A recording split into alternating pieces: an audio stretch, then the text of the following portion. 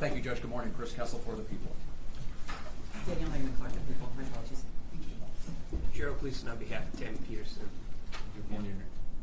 I'll just say the attorneys are fine to just put their appearances on the record. Go ahead, Mr. Cameron. Your Honor, thank you. Tom Kramer also appearing on behalf of Ms. Peterson.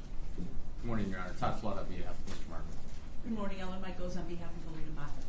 Alona Sharon on behalf of Mr. Mosteller. Go ahead. Hannah Bergo on behalf of Mr. Gary Marken. Isaiah Cruz on behalf of Mr. Gary Marken. All right, thank you. All right, are we ready to proceed with your next witness, people? We are, Judge. This is Detective Whiteside. Go right up. Thank you.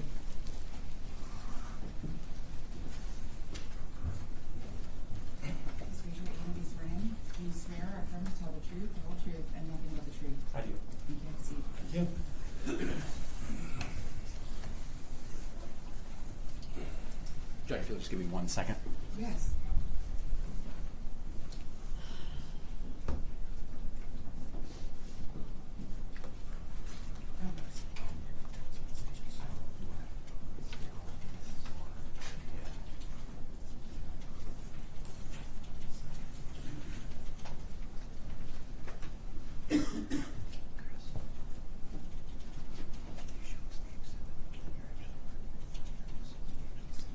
Yeah, I'm going to Marken first. This is number 11.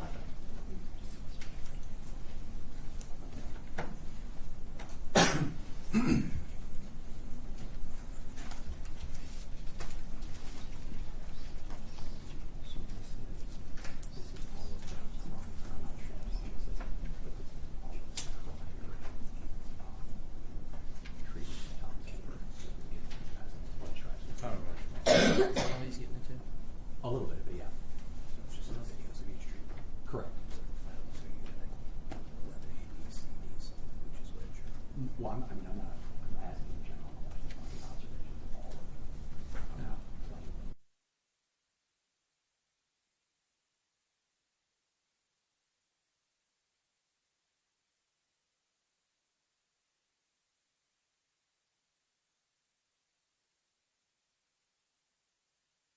thank you, Judge. I'm ready.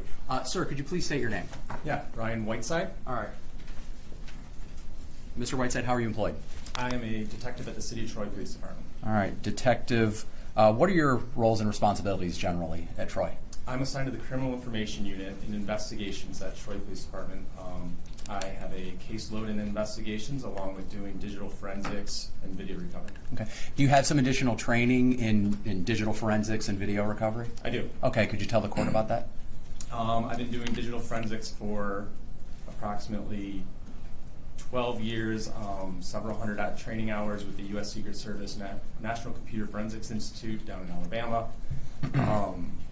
I've been trained in Celebrate as a certified Celebrate physical analyzer and a Celebrate certified operator. What's Celebrate? Celebrate is a software that we use to forensically get an image of a cell phone. All right. Sorry. Carry on. I've also been to training classes on the extraction of DVR, digital video recorders, amongst call detail records and cell phone and computer forensics. All right. Thank you. Detective, as part of your work with Troy, were you involved in the investigation into the death of Thomas Cooper? I was. Okay. Did you go to the Oxford Center on January 31st of this year? I did. Okay. Did you have contact with a person named Andrew Kistner? I did. Okay. Who was that? He showed up. Well, I was originally asked to go to the Oxford Center in Troy here after the incident occurred to try to collect any video that we could on that date and time. I was told when I got there that a representative would be coming who could assist in getting the video for us, and that was Andrew. Okay. Did Andrew give you an email address? He did. Okay. I'm not going to ask for it. Did you ask him to send you anything? Yeah, a link was sent over to him utilizing evidence.com to upload any video from the date of the incident from that morning. And did you receive anything on evidence.com? Yeah, he sent multiple files from the different camera angles within the Oxford Center. All right. And did that come from the email that he gave you? It did. Okay, thank you. And did you have an opportunity to step back? The video that he sent that day, was that just of the incident? That was of the morning of the incident, correct? Okay, thank you. Detective, did you had contact with Jeffrey Mosteller on February 5th of this year. I did. Okay. What led you to have contact with him? I was part of a group that went to Mr. Mosteller's residence to execute a search warrant to get any kind of evidence. Okay. Were any devices or was any evidence recovered? We recovered a Nokia cell phone and a laptop. All right. And were those devices? I'm not looking to get into the contents today, but were those devices examined somehow? They were. Okay. Was the cell phone examined? It was. All right. Was that using the Celebrite It program? Okay. And Detective Whiteside, did you go to the Brighton Oxford Center location on February 12th, 2025? I did. Okay. Why did you go there?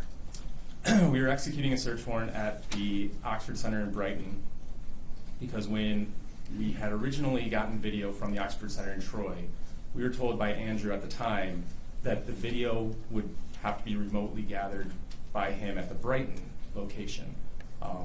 When we were there on the first day of the incident, we did find DVR systems at the Troy location. However, they didn't have any monitors or mice attached to them, any way of us reviewing it. Based on my training, I know that there can be DVR systems in one location that have to be remotely accessed, or the information is stored remotely on a server at a different location. So when we were executing the search warrant on the 12th, we were looking for the rest of the video that we could get of the Oxford Center of prior treatments for the victim. At that time, we were told that through an IT person that the video was actually stored on the DVR systems at the Troy location. You said you had contact with an IT person. Is that? We were put on speakerphone with Aaron, who was an IT person, after Tammy called Aaron while we were at the location. Okay. Why did you need to contact the IT person? We were asking for information such as credentials, login information, passwords that were stipulated in the search warrant that we could obtain. And Tammy was unable to provide that information to us. When you say Tammy, do you mean Miss Peterson? I do. All right. And is Miss Peterson in the courtroom today? She is. I'll Okay, stipulate that it's Ms. Peterson. Yeah, I was going to leave it there, Judge. Thank you. Was Miss Peterson helpful in getting you the information you needed? She called Aaron. At the time, we asked her for his credentials or passwords, and she had claimed that her passwords were not currently working at the time. Were the usernames and passwords that Aaron gave you, were they her usernames and passwords? I believe it was a general, like an system administrator. Thank you. Did you get the material at Brighton or no? We did not. Okay. Where'd you have to go to get it? A separate search warrant was obtained to go to the Troy location, where we went with the U.S. Secret Service, a representative from them who's a specialist in digital video recorders, and the actual DVRs were recovered they were securely logged out of, powered down, and recovered from the Troy location. All right. Did you, Detective Whiteside, did you have an opportunity to review then all of Thomas Cooper's prior treatments at the Oxford Center? Yes. Once we recovered the DVRs from the Troy location, they were turned over to Agent Sini with the Secret Service, and the Secret Service was able to, they were provided a list of the dates and times of the victim's previous treatments. They provided the files and the time windows of each of the treatments that I was able to review. All right. Detective Whiteside, are you familiar with the contents of what's been marked People's Proposed 11, which is a flash drive? Yeah. Okay. And what is on here? Those should be the individual folders containing the video files from each date of each of Thomas's treatments. Okay. And did we confirm earlier that that was what was on here? We did. Okay. All right. Your Honor, at this time, I would move for the admission of People's Proposed number 11. Any objection? For purposes of exam, no, Your Honor. Other attorneys? Same as well. No objection for purposes of exam. All right, thank you. 11 will be admitted. Thank you. Detective, the videos on here, is it just one camera angle, or are there multiple camera angles that you can view for the treatments? There were recovered multiple angles for each treatment. Okay. And so were you able to sort of see from the time Thomas Cooper enters the building until the time he goes to the chamber, until the time that he leaves? Yes. Okay. And that's everything that's on here, correct? I believe so, yes. All right.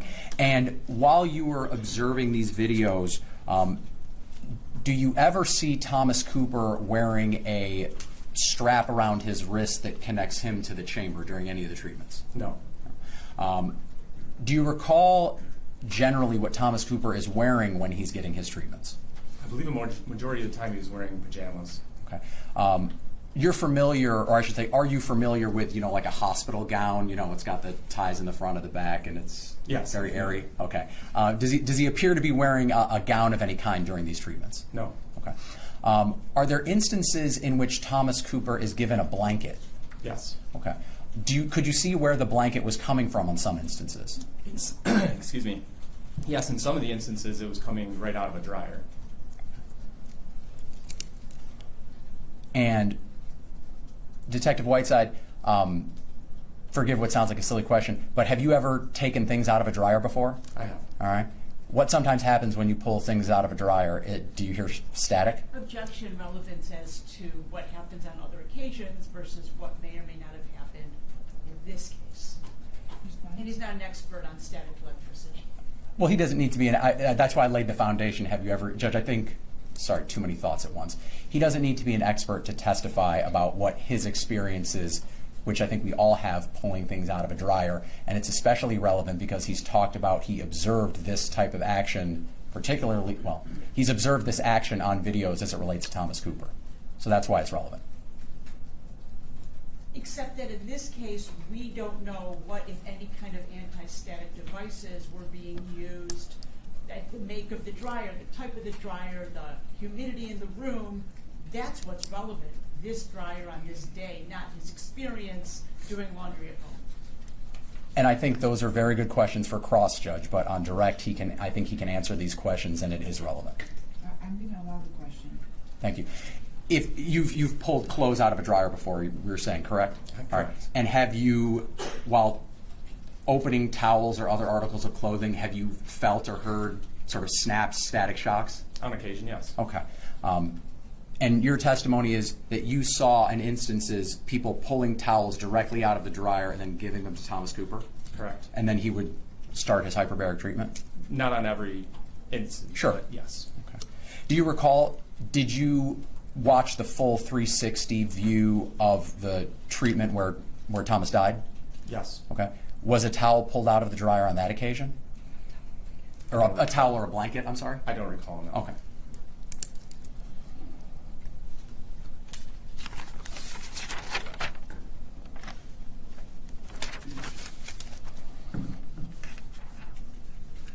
Do you recall in the videos, was there a time in which Thomas was sort of patted down or checked? There were 35 reviewed treatments between December 9th and January 31st.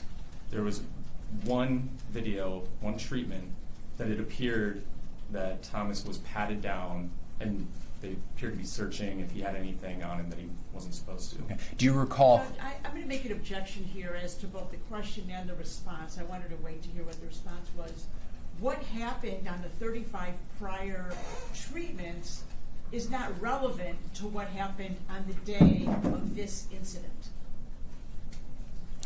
Judge, I think there's been a lot of back and forth about what was the common practice, particularly at the Troy facility, and how it related to what was going on at the Brighton facility. There's been testimony how things specifically ran at Brighton, and there were objections that Tiffany Hosey could not say what was happening at Troy because she only worked at Brighton. This witness can testify about what he saw in this. I mean, first of all, it's on the video, which has already been admitted, but this witness can directly answer the question of, was what was happening in Brighton happening at Troy, and that's what he's doing.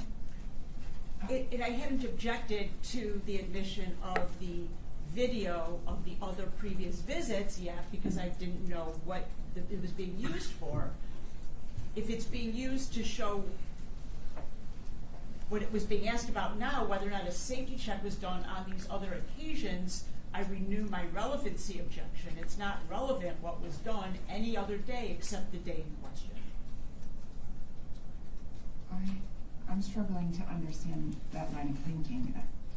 Clearly, it appears that a lot of the testimony that's been obtained from all of the witnesses thus far has been in an attempt to establish that the center was not following the industry standards. So So I find this line of questioning to be relevant at this point, especially in light of the fact that I do recall there were a number of objections to testimony about what was potentially taking place at the Brighton Center, where Ms. Housey indicated she spent most of her time. And the basis of those objections was because it did not necessarily mean that that's how things were being conducted at the Troy Center. And this particular testimony thus far seems to be based on observations of the treatments that were done specifically at the Troy Center. So I believe that the line of questioning is relevant and being allowed to continue. Thank you, Judge. You were saying there was one instance?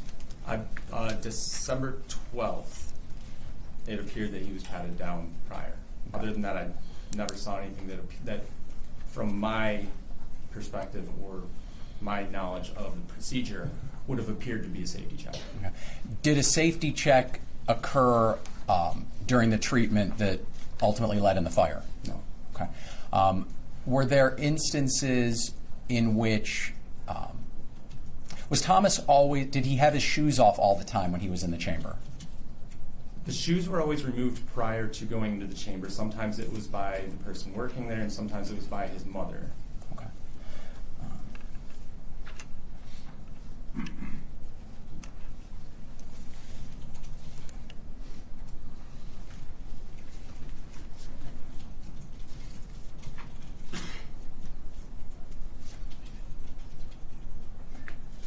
Thank you, Judge. Thank you. Questions for this witness?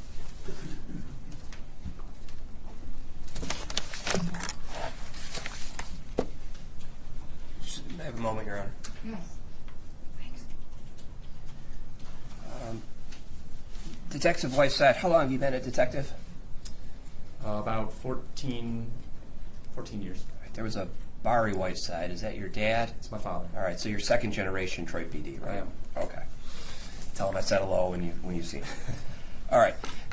With respect to the digital forensics, that was kind of your role in this investigation. Is that fair? To a point, yes. All right. You didn't, aside from talking to people to get digital information, you weren't interviewing people. You weren't out doing any type of scene evidence collection for anything related to the fire scene. Is that fair? That's fair. All right. In the Troy Police Department uses a report software program, right? Correct. And I think a lot of the departments use similar software. It's connected to Clemis, the county system. Is that right? That's correct. Okay. And the way the software works is there's an initial incident number assigned to the first officer who does something, right? Correct. All right. So if there's a bank robbery, the first person who writes it, I went to the bank to investigate. We call it a point one. Point one. The first one. All right. And then thereafter, there's the ability for all of the officers involved in the investigation to prepare supplemental reports and add them into the software file for this investigation. Is that fair? Correct. And every time an officer enters a new supplement, it gets a new supplement number. Is that right? That's correct. Okay. Now, are you supposed to put a new supplement every day you do something, or are you allowed to supplement with several days' worth of work in one supplement? It can be several days. It can be an entire investigation if that's the way that the case goes. All right. And for you, I think, I know that on February 2nd, you had supplement number 23, which talked about some of what you have testified about today, going out on the 31st, talking to Mr. Kistner, and then for February 12th, going out with the Secret Service to find the DVR information, right? Correct. All right. And when you went out with the DVR to look for the DVR information, you did that with a search warrant, right? Correct. All right. And you get a search warrant, you have to get an affidavit. Somebody has to sign an affidavit. Law enforcement does under oath. Present it to a magistrate, and the magistrate decides whether to give you a warrant, right? Correct. Were you the affiant for that search warrant, if you recall? I don't recall. All right. But suffice to say, you went with a search warrant to seize these things, right? Correct. And when you did that, you didn't just take yourself, the digital forensic expert for the Troy Police Department. You reached out to the Secret Service, right? Correct.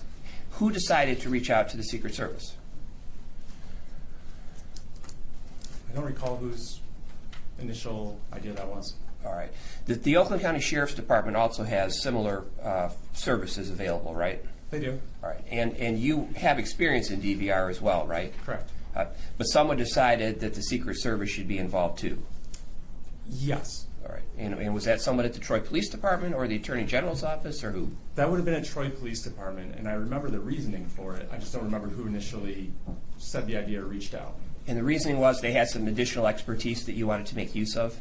When it comes to data storage, there's certain types of data storage called RAIDs that stores data over multiple hard drives, and it backs up over itself. So if one hard drive goes bad, you can replace it and swap it out with another one, and the data is not lost. Recovering data from a RAID drive is more of an intense process than recovering just a DVR system or recovering a computer. We knew that the Secret Service had experience with recovering RAID drives, servers, things of that sort that we don't have the training in, and I believe that was the reason why they were brought on. All right, so someone contacted the Secret Service and an agent accompanied you to execute the search warrant and recover this data, right? Correct. And when you located the DVRs that were relevant to your search warrant, were these the RAID type documents? They were not. All They right. were just the regular DVR systems. All right. So really, you didn't need to have the Secret Service do anything because the reason you called them the RAID materials weren't recovered pursuant to the search warrant, right? We didn't recover any kind of RAID or server because there wasn't one. The DVRs were recovered pursuant to the search warrant, Okay. as those were included as well. All right. But they went to the Secret Service. They didn't stay at the Troy Police Department. Is that fair? That's correct. Okay. But the reason that you wanted the Secret Service in the first place was their expertise with the RAID, the RAID type storage materials. That was the initial, and then they offered to assist us in recovering the video off of the DVRs due to the amount of work that was going on at Troy PD. All right. And you allowed, and someone made a decision, okay, let's let the Secret Service do it, right? Correct. And so whatever was recovered didn't stay with the Troy Police Department. It was transferred to the custody of the Secret Service. Is that fair? While they did the extraction, correct. All right. And when you say extraction, that's hooking up the drives and making a digital copy of it, right? Correct. All right. And from that digital copy, the analysis is performed by the Secret Service, right? The Secret Service did the extraction and then provided us with the videos. All right. Correct. Now, did they provide you with all of the video that was extracted or just the items that we have on the exhibit that's been introduced? They provided us the DVRs back, so we do have the DVRs with the hard drives with all of the video. They did simplify some of the work by giving us the treatments separated. All right. So they're the ones who carved it out, if you will, these treatments of the boy. Correct. Okay. Now, presumably there are narrative reports from the Secret Service as to what they did, right? I'm unsure on that. Did the Secret Service provide you any reports when they gave you the electronic data? I don't recall. Are the Secret Service reports in any way attached to the Troy Police Department software file for this case? I don't recall. Okay. So as of right now sitting here, you don't know who at the Secret Service did it or what happened. We don't have any reports for that other than they provided you the digital information that you reviewed for your testimony today. Is that fair? I know two of the agents that worked on it. I don't know if they provided any kind of documentation to us. Have you worked with the Secret Service before? Yes. And are you aware of whether or not they prepare narrative reports of their investigations and when they do these types of analysis? As far as assisting other law enforcement agencies, I don't know what their process is to provide But that. internally, are you aware that they do report on what they're doing, right? I would assume that they create reports just as any other investigators do. Okay. All right. So you yourself were not the person who carved out the actual treatment videos that are on the exhibit, but you recognize the person, the young man on them as Mr. Cooper, right? Correct. Okay. And how many treatments were there? I was given 35. All right. And in fairness, Ms. Peterson is not the person providing any of the treatments in any of those videos. Is that fair? That's correct. Okay. She's nowhere to be seen on any of those videos. Is that right? I don't believe so. Okay. And obviously there's one which we're here about today. But in the other 34, is it your testimony that at no time was the bracelet being worn? Yes. Okay. But in none of those 34, was there any type of fire or spark or anything causing any damage to the interior of the chamber? Fair? Fair.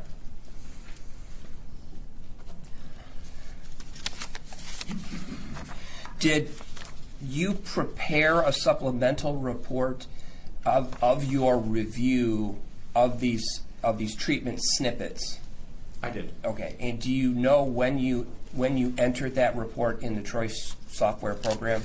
I don't recall the date that I put that stuff in.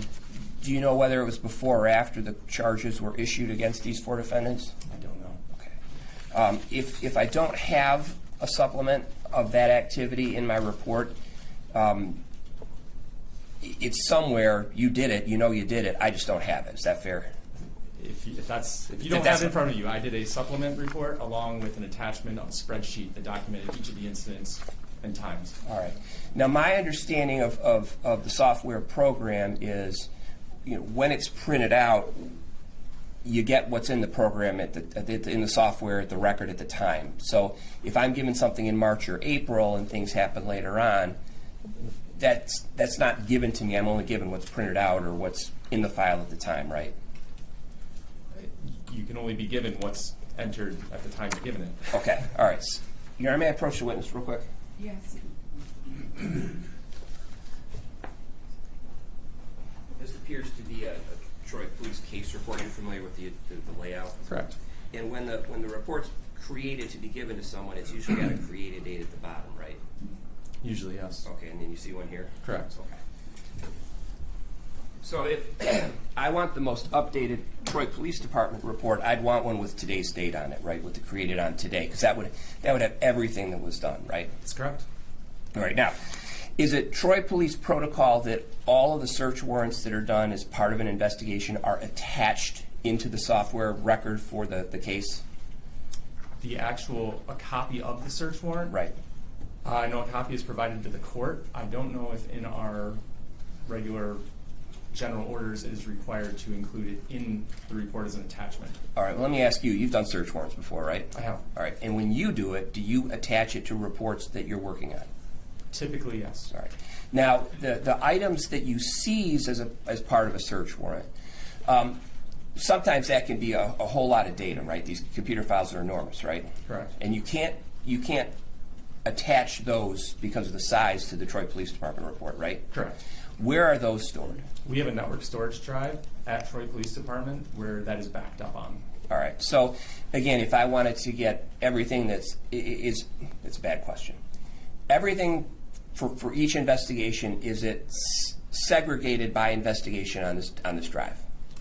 The network storage drive where digital evidence is stored is the digital evidence that myself and my partner in the criminal information unit save on there, such as cell phone extractions, computer extractions, stuff like that. That's too large to be put on evidence.com, which is where we typically would store most digital evidence. All right. And is it stored permanently on evidence.com? Yes, as long as it's saved into a case. All right. So, again, if I wanted to get the most current, up-to-date, other than maybe what you have in your digital storage area, it's going to be on evidence.com, and I'd want it as of the most recent date possible, like today. That would give you the most recent information. All right. Evidence.com, is that a third-party vendor that you use, the Troy Police Department uses? And then with respect to Celebrite, I want to talk to you about that a little bit. Celebrite's a company, right? It is. And it sells its software and its items, right? It does. And my understanding that you can use Celebrite on cell phones, right? Cell phones, tablets, yes. Okay, so it's mainly the portable electronic devices as opposed to a full-on computer? Correct. Okay. And the way, as I understand Celebrite works, is you plug in the phone and Celebrite analyzes the phone, takes the data off the phone that's available, and essentially creates a report. Is that fair? It parses the information and it shows it in a way that we can access the data on the phone without altering it. Then we can generate a report through Celebrite after it parses it out. So Celebrite, maybe it's a two-step process there. So first you get the parsed data, and then you have the ability to create the report, right? Correct. And the report includes a myriad of information that are on these cell phones, right? Correct. Okay, because people's lives are on their phones now, right? They are. And your investigations can find lots of stuff on phones that people, criminals, maybe don't want you to find, but this Celebrite lets you get in there and dig it all out, right? Correct. Okay. And when you organize it, it shows it by text messages, right? Correct. It can have photographs, Correct. Internet access, Correct. telephone call records, Yes. I'm trying to think what else. App information. That's included, yep. All right, so you get everything that's on the phone, right? Yes. All right. And as part of this investigation, there were phones seized from individuals, fair? Correct. And were you called upon to use Celebrite on anybody's phones? I did use Celebrate, yes. Okay, and that's also in a supplement in the report. I think it's number 26 on February 21st, if you remember or not. Unsure of the sub number, but I did write a supplement on the examination of one phone. All right, and from that, you parsed the data, you created the report, and you looked at everybody's text messages, right? Correct. And so you could see in real time, going backwards, the communications between Tammy, Jeff, Gary, about various things, right? Correct. And you saw in these text messages information about the chambers. Is that fair? Correct. All right, and the counts of the chambers, right? Do you remember that? I remember that being documented. Yeah, I don't remember the counts off the top of my head. All right. Are you aware of whether or not information was gathered from the Seacrest company? I'm not You don't aware know, of the okay. specific information, Let but I me- know that they were consulted. All right, all right. Did you were not called upon to compare what these individuals were talking about in terms of chamber count versus what Seacrest was saying about chamber count? That wasn't No, you I were did not. not compare those numbers. Okay. But you're certainly aware that there are numbers on both sides. I'm aware of that, yes. Okay.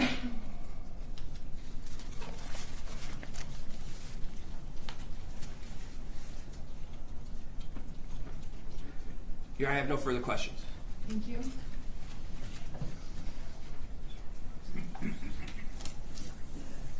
Yes, absolutely.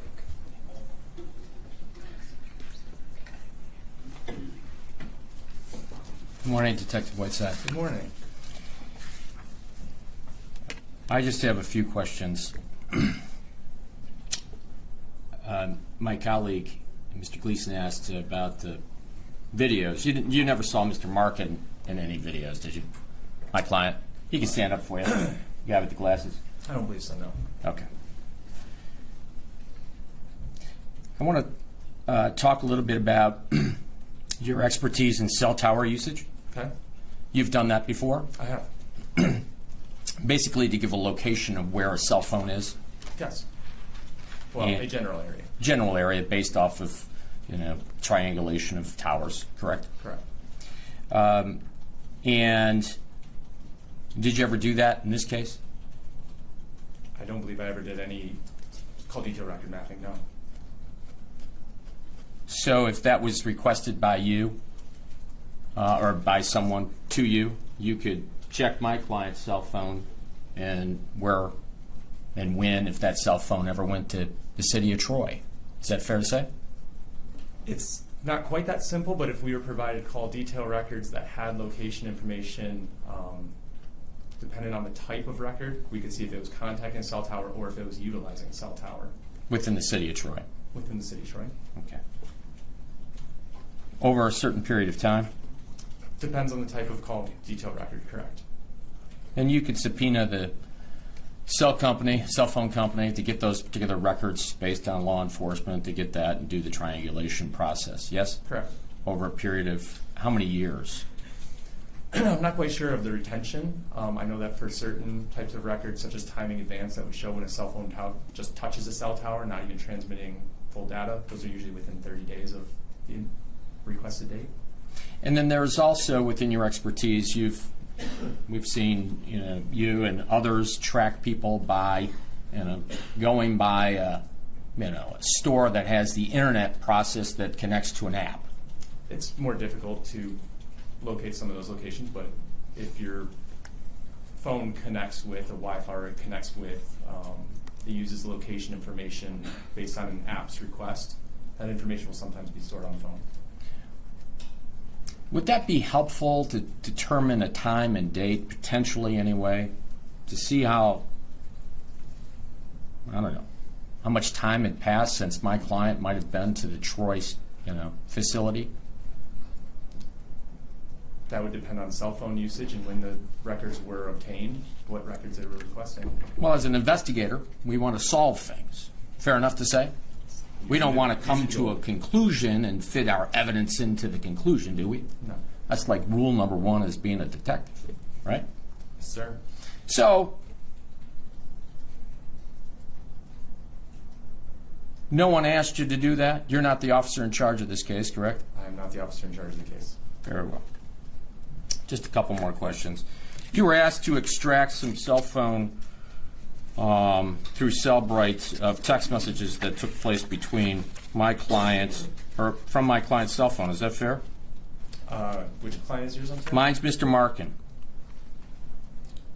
The only extraction that I did was on Mr. Mosteller's phone. Were you the only one doing extractions? No. Who else was? I believe my partner, James Mork, did some cell phones as well. Very good. I apologize. Thought it was you. No worries.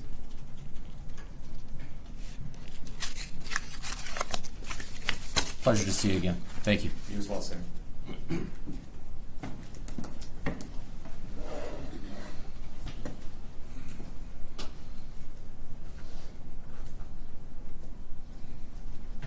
Oh, I'm sorry. No, I'm good. Good. I saw that question. I wanted to ask it, but then I said no.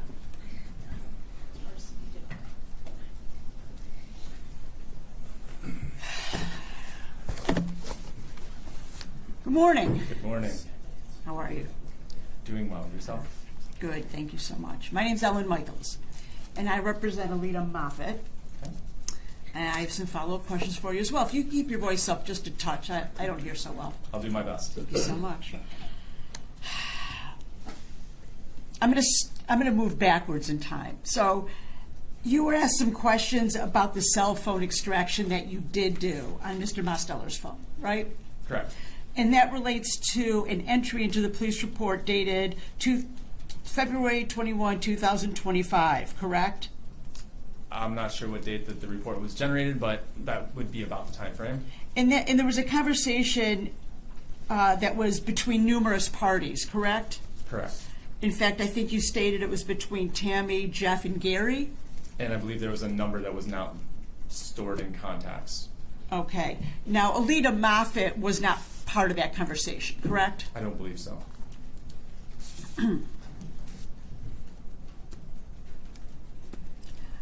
Let's talk about the dryer, blanket coming out of the dryer. So you do laundry at home? I do. Okay. You've never done laundry at the Oxford Center in Troy, correct? Correct.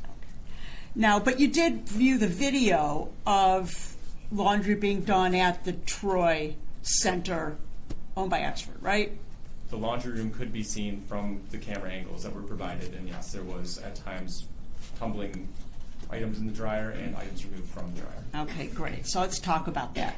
So let's talk specifically about the date of January 31st, 2025. Okay. You could see laundry being done that morning, right? I would have to check my report with each individual entry of reviewing the video, because yes, I don't recall specifically. So if in reviewing the video, had you seen a spark while watching that video, you would have entered that into your report, right? If I would have saw a spark in the laundry? Yes. The video was not of a quality where I believe that I would see a static electricity spark from within a laundry room. So you couldn't see any sparks in this particular laundry load, correct? Correct. Okay. And you didn't see anyone doing laundry having any sort of reaction to a spark, right? Not that I recall. So you don't know whether this particular laundry load created any extra static electricity, correct? I do not know. In fact, you also saw dryer balls in the dryer in that video, right? I don't recall. But it's possible that they were using anti-static items, right? It's possible. It's also possible that there was a high humidity in the laundry room in order to not have static, correct? That is outside of my scope of knowledge. So your experience in your home isn't necessarily relevant to, or not, that's a legal term, doesn't necessarily inform what happened on the morning of this incident, correct? I don't know the exact circumstances within that specific laundry room on that date. Okay, thank you. And on this date, you stated that a blanket was given to Thomas in the chamber, right? Okay. Right? Now, he was in the chamber for about 42 minutes or more before anything happened, right? Sounds about correct. Okay. And in your viewing of the video, you don't see any sparks coming off of the blanket prior to the actual incident, right? Not that I could observe, no. Thank you.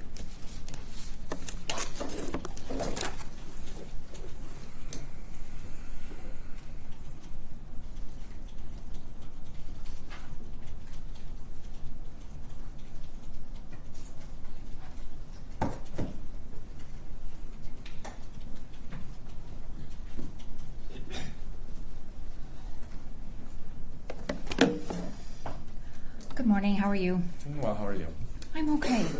I really don't have much for you, just a couple questions about some things that you observed on Mr. Mosteller's phone, since I'm his attorney.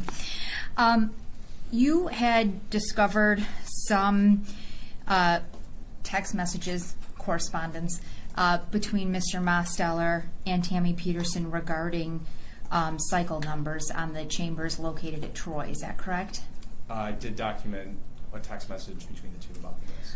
Okay, do you think it was just one or more than one? I recall documenting one. I'm not sure if there was more at the time. Okay. Well, let me ask you this, and if you don't remember, I can lug this over to you so you can take a look at it. Okay. Do you recall in seeing a text in August of 2023 in which Tammy asked Jeff for the cycle numbers for the three chambers? Yes, I remember that there was one that I documented. I believe that was about the time frame of it. Okay. And do you recall that as to chamber number 2, which we can agree is the chamber in which the fire occurred, correct? I believe so. Okay. He gave a count of 17,988. I don't specifically remember, but if it's what I documented in my report, then... Would looking at your report refresh your memory? Yes. May I approach, Your Honor? Thanks.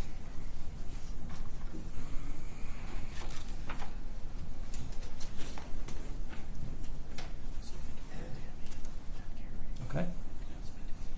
Do you recall that now? Yes. Okay, so in August of 23, Ms. Peterson wanted to know the cycle count for number 2, and it was 17,988, correct? Correct. Okay. You don't see any conversation between the two of them to indicate that that's a fabricated number, correct? I don't recall any conversation regarding that. Okay. And then, do you recall another request from Ms. Peterson in November of 24 to Jeff asking for the cycle counts again? I believe that there was another request, yes. Okay. And in November of 24, do you remember Mr. Mosteller as to Chamber 2 giving the count of 19,585? Again, I don't recall the number specifically. Would looking at the report refresh your memory? Yes. Okay. Your Honor, may I? Yes, you can. Sorry. Sorry, yeah, it's Nope, okay. I did it. 19,585. Okay. Okay, so now having refreshed your memory, in mid-November of 2024, Mr. Mosteller advised Ms. Peterson that the count was 19,585. Correct. Which we can agree is below 20,000. Correct. And did you see anything regarding that text conversation that indicated those numbers were fabricated or anything like that? Not that I observed. Okay. Ms. Schrum, could you just tell me again, August 2023 was the time frame for the first text message? August 16th, 2023. Do you need the count number again? 17,988. Thank you. Just one moment, please.